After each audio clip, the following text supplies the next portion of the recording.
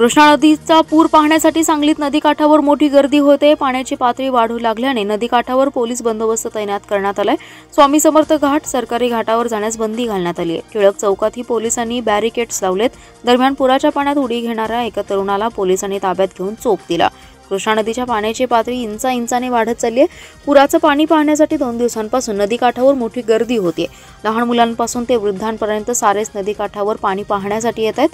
नागरिकांनी गर्दी टाळावी असं आवाहन करूनही त्याला फारसा प्रतिसाद मिळाला नाही। त्यामुळे बुधवारपासून पोलिसांनी नदीकाठावर बंदोबस्त तैनात केलाय। पोलीस उपअधीक्षक अण्णासाहेब जाधव, पोलीस निरीक्षक संजय मोरे यांनी दुपारी भेट घेऊन पाहणी केली। स्वामी समर्थ आणि सरकारी घाटावर बंदोबस्त ठेवलाय। नागरिकांना घाटावर सोडू नये अशा सूचनाही निरीक्षक मोरे यांनी दिल्या। नागरिकांनी दोन्ही घाटावर जाण्यास मज्जाव केलाय। तसेच आयर्विन पुलावरील गर्दी होऊ नये याची खबरदारी घेतली जाते।